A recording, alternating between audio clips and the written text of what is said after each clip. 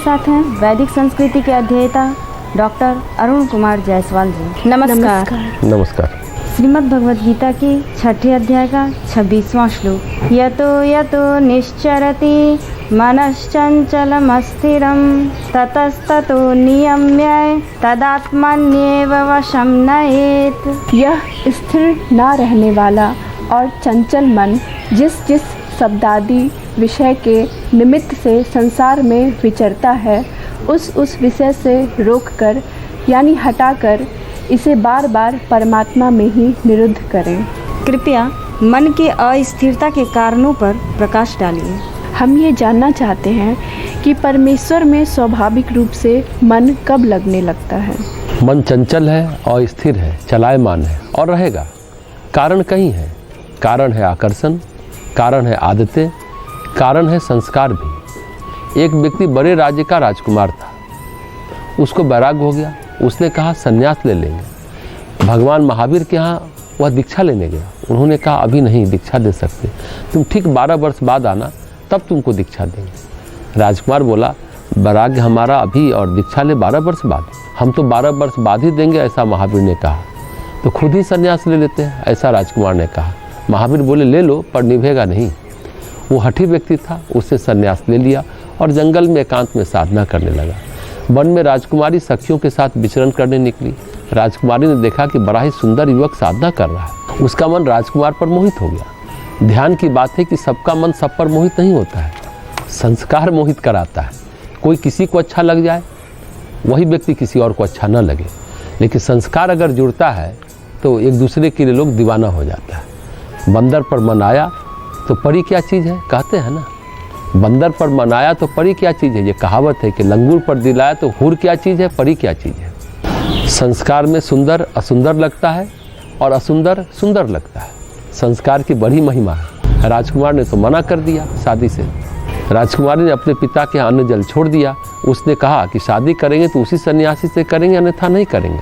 अब राजा बड़ा परेशान, इकलौती बेटी थी, राज्य का कोई वारिस भी नहीं था। राजा जंगल गया और राजकुमार से बोला हमारी बेटी से शादी कर लो। वो राजकुमार सन्यासी बोला कैसे कर ले, हम तो साधनारत हैं। राजा ने कहा कि मेरी बेटी ने तो चिता सजा ली है, इसका कारण आप ही बनेंगे। वह घबराया। राजा ने कहा या तो आपको हत्या का पाप लगेगा या आपको शादी करनी पड़ेगी। राजकुमार ने हार कर राजकुमारी से शादी कर ली। शादी के बाद उससे एक लड़का हुआ। फिर उसने पत्नी से कहा कि शादी तो कर ली लेकिन हम कभी भी संन्यास ले लेंगे। लड़का 1 साल फिर 2 साल का हुआ। तब उसकी पत्नी ने कहा कि बेटा तुम्हारे पिता तो भागने के लिए तैयार है, संन्यास लेने वाले हैं। एक दिन हमें भी छोड़ेंगे, तुम्हें भी छोड़ेंगे, हम लोग को अकेले रहना है। तब वह लड़का बोला ऐसा कैसे हो सकता है। कच्चे सूत का उसने एक पोनी लिया। उसने क्या किया, पिता खंभे के सहारे बैठे थे, उसने 10 लपेटे दिए पिता को और वो बच्चा बोला 10 साल के तो मैंने बांध लिया, 2 साल के लिए माँ आपने बांधा। इस तरह पूरे 12 साल पूरे हो गए। तो एक दिन उसके दरवाजे पर भगवान महावीर भिक्षा मांगने और बोले एक दिन तुमने सन्यास की याचना की थी, आज तुम इसके योग्य हो गए हो। इसको कहते हैं संस्कार। जो अपना निश्चित भोग पूरा कर लेता है तो मन चंचल और अस्थिर है, पर किसके कारणवश। एक तो इंद्रियों का विषय से आकर्षण अस्थायी नहीं है, लेकिन फिर भी मन भाग जाता है उस ओर। आदतें पड़ी है, मन भागता है और संस्कार बस भागता भी है। उसको धीरे धीरे उन विषयों से रोककर यानी हटाकर उसे परमात्मा में लगाना है, ऐसा भगवान कहते हैं। ध्यान देने की बात है, परमात्मा में मन को लगाना या परमात्मा की धारणा करना भी एक कठिन जटिल साधना है। हाँ, इससे भी संस्कार ढीले पड़ते हैं, कमज़ोर पड़ते हैं। अगर कोई निरंतर नियमित रूप से परमेश्वर का चिंतन करता है तो ये अपने आप में एक उग्र तपस्या है।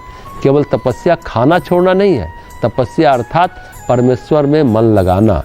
जो परमेश्वर में मन लगा रहा है और ये जारी रहे तो चित्त निर्भर होता जाता है, संस्कार क्षीण होते जाते हैं, कर्म बीज धुलते जाते हैं। जैसे जैसे चित्त शुद्ध होता जाता है वैसे वैसे परमेश्वर में मन स्वाभाविक रूप से लगने लगता है। श्रीमद् भगवद गीता के 6ठे अध्याय का 27वां श्लोक। प्रशांत मन संयेनम योगिनम सुखमुत्तमम उपैति शांतिरजसम ब्रह्मभूतम कल्मषम। क्योंकि जिसका मन भली प्रकार शांत है, जो पाप से रहित है और जिसका रजोगुण शांत हो गया है, ऐसे इस सच्चिदानंद घन ब्रह्म के साथ एक ही भाव हुए योगी को उत्तम आनंद प्राप्त होता है। हम ये जानना चाहते हैं कि तीव्र पाप और तीव्र पुण्य व्यक्ति को आध्यात्मिक क्यों नहीं बनने देते हैं? हमें ये बताएं कि संसार में सुख की कमी नहीं है, पर उत्तम सुख यहाँ किसे मिलती है? प्रशांत मनसम हेनम और उपैती शांत रजसम, ये एक ही सिक्के के दो पहलू हैं। मन शांत होता है तब जब रजोगुण शांत होता है। जिसमें जितना ज़्यादा रजोगुण होगा उसका मन उतना अशांत होगा। रजोगुण का मतलब है तृष्णा, रजोगुण का मतलब है वासना, रजोगुण का मतलब है अहंता, रजोगुण का मतलब है चित्त वृत्तियों में हलचल, रजोगुण का मतलब है तीव्र आकर्षण, रजोगुण का मतलब है राग, रजोगुण का मतलब है द्वेष। सारी क्रियाएं रजोगुण की देन है। सतोगुण और तमोगुण में क्रिया नहीं होती, रजोगुण में क्रिया होती है। इसलिए भगवान इस श्लोक में कहते हैं जब तक रजोगुण शांत नहीं होता तब तक मन शांत नहीं हो सकता। आजकल टीवी पर या ऐसे भी बाबा जी महात्मा जी कहते हैं ध्यान करो, ये ध्यान करो वो ध्यान करो, पर ध्यान हो ही नहीं सकता है क्योंकि रजोगुण शांत ही नहीं हुआ है, तो ध्यान कैसे हो सकता है। हाँ, हम लोग मेडिटेशन शब्द इस्तेमाल करते हैं, लेकिन महीनों वर्षों कह सकते हैं जन्मों लग जाते हैं, कई जीवन लग जाते हैं। पहले हम लोग कंसंट्रेट होते हैं फिर मेडिटेट होते हैं। कंसंट्रेशन मेडिटेशन का कह सकते हैं पहला कदम है, पहला फर्स्ट स्टेप है, पहली सीढ़ी है। कैसे बन जाएगा कोई ध्यानी? कोई जीवात्मा अगर पिछले जन्म का महान योगी है, एकदम धर्म में समाधि प्राप्त करके आया है, तब तो ठीक है, उसको ध्यान तुरंत लग जाएगा। और किसी उद्देश्य से धरती पर जन्म लिया है, पर सामान्य कर्म बंधन से युक्त आत्माएं कर्म बंधन से जुड़ी हुई है, अगर रजोगुण शांत हो जाए तो वे जन्म ही नहीं लेंगी। रजोगुण ही मनुष्य के जन्म का कारण है, सतोगुण मनुष्य के जन्म का कारण नहीं बन सकता। सतोगुण प्रगाढ़ है तो जीवात्मा धरती पर आने के बजाय महालोक, तपहलोक, सत्यलोक, ब्रह्मलोक जाएगी। मृत्युलोक, भूलोक पर, पृथ्वीलोक पर नहीं आएगी। यहाँ जीवात्मा आती है कुछ करने के लिए, कुछ देने के लिए, कुछ चुकाने के लिए और कुछ पाने के लिए और कुछ खोने के लिए। यहाँ जीवात्मा इसलिए आती है, यहाँ पर रजोगुण के शांत होने की कल्पना बड़ी मुश्किल बात है। रजोगुण शांत हो इसका एकमात्र उपाय है निष्काम कर्म किए जाएं। दीर्घ काल तक निष्काम कर्म करते रहने से मन शांत हो जाता है, यानी रजोगुण शांत हो जाता है। एक तरफ विवेक विचार, दूसरी तरफ निष्काम कर्म, तब मन शांत हो जाता है। अन्यथा राग द्वेष तो रहते ही हैं।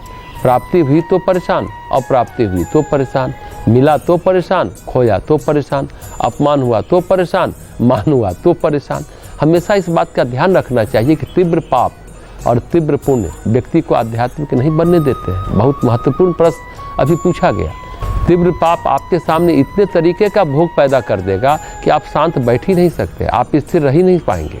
उसी तरह तीव्र पुण्य ऐसे अवसर प्रदान करेंगे शांत बैठ ही नहीं पाएंगे। यहाँ सम्मान मिल रहा है, यहाँ नाम हो रहा है, जय जयकार हो रहा है, सफलताएं मिल रही, तो मनुष्य सुविधा भोगी होने लगता है। तीव्र पाप और तीव्र पुण्य मनुष्य को स्थिर नहीं रहने देता, क्योंकि तीव्र पाप में भी रजोगुण है और तीव्र पुण्य में भी रजोगुण है। रजोगुण शांत होगा जहाँ आप खड़े हैं, जिस बिंदु पर खड़े हैं काल चक्र में, जो नियत स्थान आपका निर्धारित हुआ है, वहीं से आप भक्तिपूर्ण निष्काम कर्म करना शुरू कर दें। और एक बात, जहाँ तीव्र पाप और तीव्र पुण्य समाप्त हो, वहीं पर ग्रह विचार बंद करके परमात्म विचार शुरू कर देना चाहिए। ये बात महत्वपूर्ण है। जब तीव्र पाप तीव्र पुण्य समाप्त हो, उसी समय तत्काल तत्क्षण ग्रह विचार बंद करिए और परमात्म विचार शुरू करिए। ज्योतिष की दृष्टि से ये महत्वपूर्ण बात है, क्योंकि तीव्र प्रारब्ध समाप्त हो रहा है। वहीं पर भगवान गीता में इसके पहले कह चुके हैं 25वें श्लोक में, धीरे धीरे मन को लगाना है परमात्मा में। चाहे कुछ भी कर लो, चित्त जब तक परमात्मा में लीन नहीं है तब तक अंतिम गति नहीं है। इसलिए भगवान गीता में कहते हैं, विद्याओं में मैं अध्यात्म विद्या हूँ। अध्यात्म विद्या श्रेष्ठ क्यों है? क्योंकि वह जीव की अंतिम गति, अंतिम द्वार खोलती है। अंतिम गति का मार्ग अध्यात्म विद्या से प्रशस्त होता है। इसलिए रजोगुण के मार्ग का प्रशस्त होना बहुत आवश्यक है, और इसके लिए आवश्यक है पाप का शांत होना, पुण्य का शांत होना, राग का शांत होना, द्वेष का शांत होना, अभिमान का शांत होना, सम्मान का शांत होना, अपमान का शांत होना। रजोगुण के शांत होने का मतलब है सभी क्रियाओं का शांत होना, वासनाओं का शांत होना, तृष्णाओं का शांत होना, अहंता का शांत होना। रजोगुण जैसे जैसे गिरता जाएगा मन शांत होता जाएगा। जैसे जैसे चित्त से कर्मों का बोझ हटता जाएगा वैसे वैसे उसका मन शांत होने लगता है, उसको वो सुख मिलने लगता है, जिसे उत्तम सुख कहते हैं, जो योगी को मिलता है। सुख तो बहुतों को मिलता है, संसार में सुख की कमी है क्या, जो प्रश्न हुआ। लेकिन सुख उत्तमम, उत्तम सुख केवल योगी को मिलता है, जिसे आनंद कहते हैं। योगी को जो सुख मिलता है वो इंद्रिय सुख नहीं होता, वह मानसिक आत्मिक सुख होता है, भाव का सुख होता है। योगी को इंद्रियों का सुख नहीं मिलता।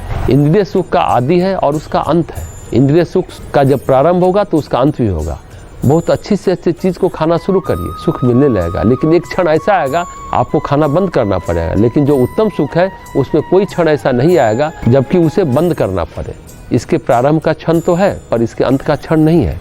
और जिसका रजोगुण शांत हो गया वो अकल्मष हो गया। जिसका रजोगुण शांत नहीं है, कल्मष से घिरा है, वह किसी न किसी तरह पाप से घिरा रहेगा। हाँ, रजोगुण शांत हुआ कि आप अकल्मष हो जाएंगे, निष्पाप हो जाएंगे। जो ही निष्पाप हुए वहीं पर ब्रह्म से एकीभूत हो जाएंगे, ब्रह्म से एकाकार हो जाएंगे, फिर ब्राह्मी चेतना में विलीन हो जाएंगे। और अंत काल में भी यही स्थिति आ जाए तब भी कल्याण है।